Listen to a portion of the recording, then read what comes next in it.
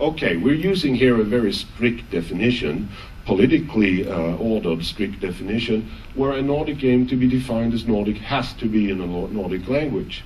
And then 2 out of the 3 factors where it's produced, who control the organization producing it, and the origins of the intellectual property. 2 of those 3 factors had to be filled also. But only some 5% of the total offering of games in the Nordic countries displayed any Nordic aspect at all.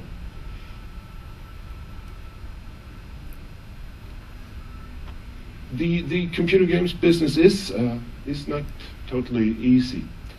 There are other things that also decide what comes onto the market. Of course, the developer still, in many cases, are the source for new ideas and concepts. But there are limits. They have to, first of all, believe in the ideas and concepts themselves. Then, it's not only a case of whether they think the publisher might be interested in buying and thus financing such a concept, allowing them to finish a game based on that concept. It's not only what the publishers are interested in buying, the developer also has to evaluate their ability to sell this concept to the publisher, okay?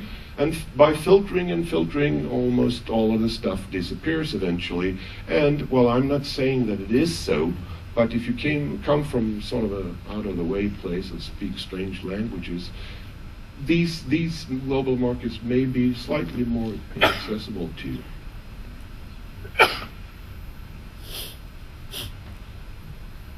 What's EFIGS?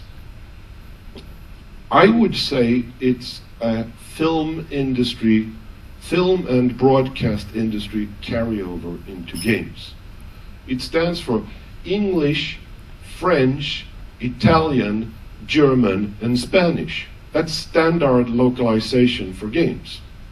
Those 5 languages, I don't know if I dare claim most, but many games are localized in those 5 languages and no more. Why? Well, of course, it's the biggest market. Makes sense, right?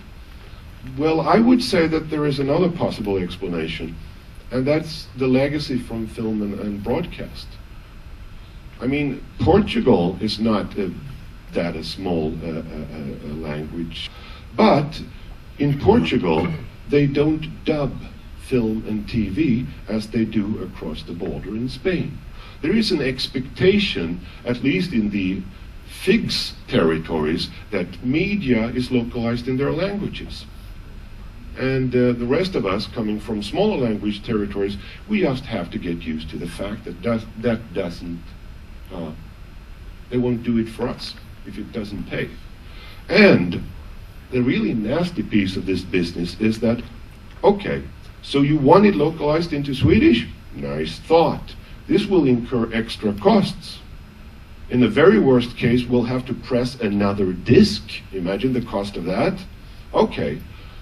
The extra cost for localizing into Swedish, Danish, Norwegian, Icelandic, Finnish, Maltese, or Portuguese should be carried not by the total sales in Sweden or the other mentioned countries, but by the extra sales because of the localization.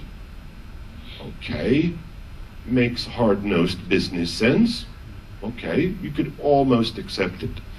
So how do the publishers know that it doesn't pay? Do they do split runs, try it with one game, or do they split territories? How do they do this? I would say it's on the level of religious belief.